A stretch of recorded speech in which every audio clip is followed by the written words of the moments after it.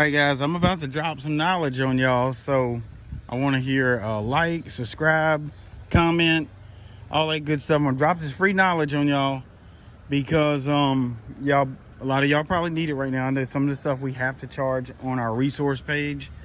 You know, that is what it is. Some of that stuff is just some top secret information. So, but this is pretty secret. But it doesn't matter to me if someone tries to do this in my area, because it's just something I'm not like putting my entire business in. So anyway, I'm about to drop some knowledge on y'all. So like I said, when it's over with, I want to see some likes, subscribe, comment. Let me know how much it helps. All right, so here we go. Hey guys, Billy Davison here with Davison Pressure Wash Painting, Hammond, Louisiana. Hope you all are having a great afternoon. In this video, I want to teach you how maybe you can land some post-construction cleanup jobs. And we're going to go through a couple things, how to do it, how to land them, how much to charge, a little bit of it all. Maybe this will help you through some slow months if you ever run across some times. I talk to a lot of guys, sometimes they hit a month or two in the year where it's just a slump and they don't know what to do. They're sitting at home, phone ain't ringing. This would be a good time to land some of these jobs. Now, they don't pay a whole lot, but it's better than nothing. You know, it's not bad. So we do some of it occasionally, and so we're going to talk about some prices and stuff like that. Also, I want to mention to you, my resource page is specifically designed to help you curb some of those slow months and not be so dead. You know, that way you can be working some at least, whether it's dumpster route cleaning, a bunch of other things that we teach on there. So go check that out. I'll put a link in the description. Also, I'll pin a comment, and hopefully you'll find some good help in there. So talking about this post-construction cleanup, it's messy, it's nasty, it's dirty. It's not my most favorite thing to do, but at the end of the day, it gets the bills paid. It's good to add this in. I tell guys all the time, this is my secret of success, is to have 30% residential, follow me, 30% commercial, 30% government, if you can. I know sometimes that's hard to do. And then 10% other. My 10% other consists of some post-construction cleanup, which, like I said, it's, you know, it is what it is. Sometimes it's tough work, but also my post-construction cleanup doesn't pay as much as my residential for whatever reason. You just can't get the money. You know, it doesn't pay bad, but it doesn't pay nearly as much as commercial work, and it for sure don't pay as much as government work. But it's good to have some of these eggs in your basket in case you slow down in August and September, which is notorious for slow power washing. Not for us though, because over the years I've learned some of these secrets, or maybe not quite a secret, but some tactics, some practices that kind of keep us rocking and rolling. So anyway, our 10% other will consist of post-construction cleanup, also a little bit of heavy equipment, and then sometimes I'll sprinkle in something weird, maybe some kitchen floors. It's been a while since I've done that, like in a restaurant. Kitchen equipment. Sometimes they will replace these fryers in fast food restaurants, and they're nasty. And before they can send them out to recycling, they may 50 or 100 of them lined up in a yard on racks, and we just go in there and clean them up just so they can be recycled, that sort of thing. Just that 10% other, just odd, weird stuff. Some guys even said that 10% can be mobile homes. You know, I'm not sure if I totally agree with that. Mobile homes can be considered residential. So just having that mix, 30, 30, 30, and then 10% other. So I hope that makes sense to you. Now I'm gonna tell you real quick why I don't put all my eggs in one basket. Let's say residential, very tempting to have moved to almost full-time residential last few years because the residential market is so high. It still is in some areas, but if I'd have been doing 100% residential or nearly 100% residential, then all of a sudden you have some weird events like we're going through now, or things that's happened in the past, and then the residential starts to suffer. So then all of a sudden you're sitting at home. So I really consistently stayed at 30, 30, 30. There's times I've ventured off and made it a little bit stronger where I had 40 or 50% residential, and it was scary. So I hurry up, moved back from it, and picked up some more reoccurring commercial accounts. So again, the money is in, the big money's in residential because it's fast. You get paid that day. Usually you're in and out within a few hours. You're doing several a day. It's kind of fun. Commercial's a little bit different. You're working that at night. You may be there several days. They might be on the net 30. So you gotta wait on your money. You kind of got to have something to fall back on, obviously. There's government work, which is a total different animal. And it pays really good, but it's very specific. It's a, you know, you gotta take some time to get set it and rooted in that sector of the economy, but it's still good to have. And usually they're not on a net 30, not even a net 60. Sometimes it's like 3, 4, 5 months. I even went as far as 7 months getting paid from the VA one time. But look, when the money came in, that check was heavy. You know what I mean? So, you know, and that was just an odd case. It took 7 months to get paid. Usually they hang around at 3 and 4 month period. So having those different eggs in the baskets like that, as they say, is so important. So post-construction cleanup, if you're looking for some of this, we're going to talk about how much you charge and how to get these. Obviously, you look down this street, you see that big yellow thing. That is a telltale sign that there's some construction work going on.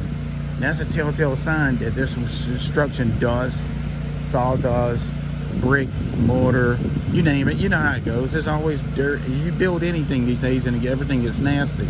So usually we will run by, and it's not illegal to slap a flyer on that front door right there. And I'm very well known for that in my parts. I will slap a flyer on that porta toilet bigger than you know what, and it'll be a big old ugly flyer, and I'll put on the top post-construction cleanup and put my number on there, my name, not too much information, make it really quick and simple. So you get your 25 or 30 of these flyers right around your neighborhood and slap that on a porta toilet. It's probably something you ain't never heard, bro, but it works. I've done it. Another way is just coming over here, usually on a Monday morning. Don't try no Friday afternoon. Friday afternoon, everybody on a construction site ready to roll.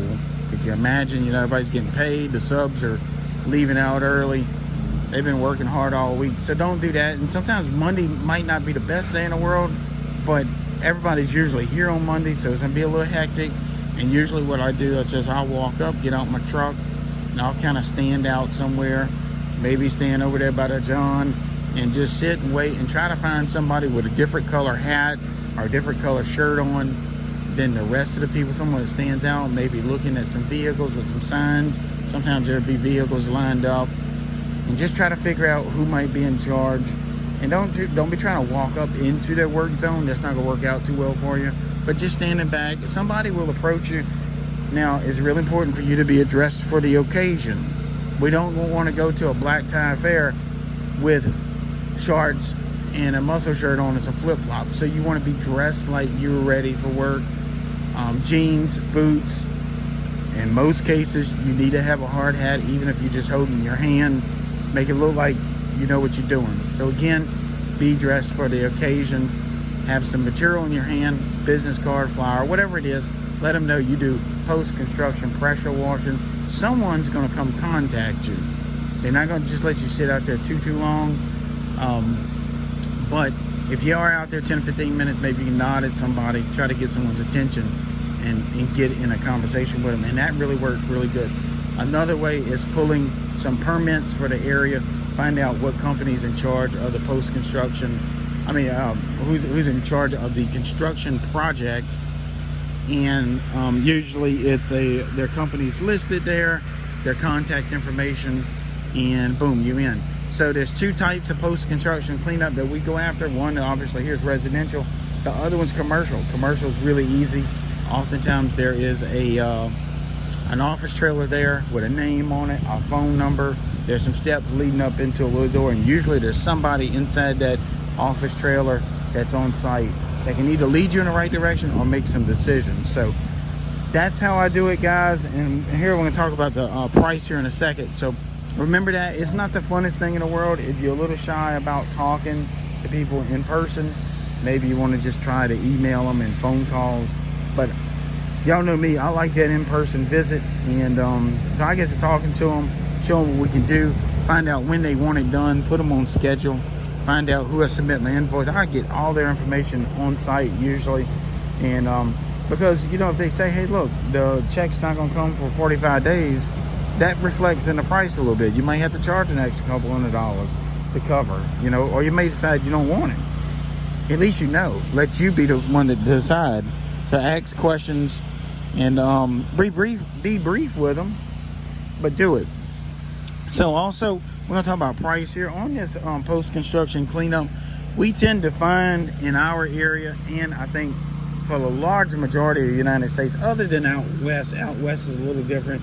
On residential post-construction cleanup, we can usually figure out somewhere around $175 an hour. That's not per person, that's not per machine, that's just $175 period per hour.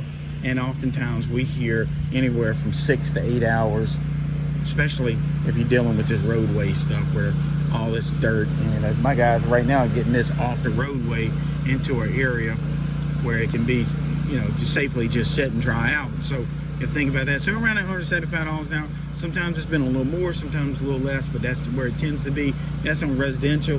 Ironically, commercial's a little less, and I hate to tell you that, but it is. So that's why we don't really try to go after it totally all the time. Commercial usually is about that $140 per hour, give or take a little bit. And again, that's not per man per machine. So if you got you and a couple guys, you got to make ends meet with that $140 an hour, and then they're going to want to inspect it hourly rate, and usually I cap you off at 10 hours. So oftentimes what I'll tell them, I say, man, we're going to be out here from 6 to 8 hours, but we're not going to exceed 10 hours. And if they're going to give me a lot of reoccurring work, I'll definitely try to keep it under the expected cost, just to, you know, it smells a lot better when they get the invoice and you're not over. So just think about that, guys. That's the kind of the prices I'll go with. And again, check out that resource page. Check out the links. You know, like I said, this post-construction cleanup is not the best thing in the world, so maybe you can find some stuff on that resource page. They have to keep you from doing all of this. Like I said, again, we don't necessarily have to do this, but we keep this in the pipeline just in case we ever have to fall back on it. We in with the builders. We know who's building. We know who's not. We know where they building, the frequency, how many sites they got going on, whether it's residential, commercial. We kind of stay in that loop, stay in the fold there, stay in the know. And then if you got to fall back on it, it's not that much of a hard of a transition. But if you pull out of this and don't do it for years, the landscape changes quickly. You know, you may have builders come and go, some retire, go out of business, new ones coming up. So we like to keep our foot in the pool, keeping the waters tested, just in case we got to ramp this up for some unforeseen reasons. So guys, anyway, I know this went on a little bit long, but again, I just want to share this with y'all. I know some of the guys out there have slowed down over the past few weeks, and there's no need for it, man. Get you some flyers, slap them on that porta trolley, and you can thank me later. Again, I'm Billy Davidson here with Davidson Pressure Washing Painting, Hammond, Louisiana. I hope to see you in the next video.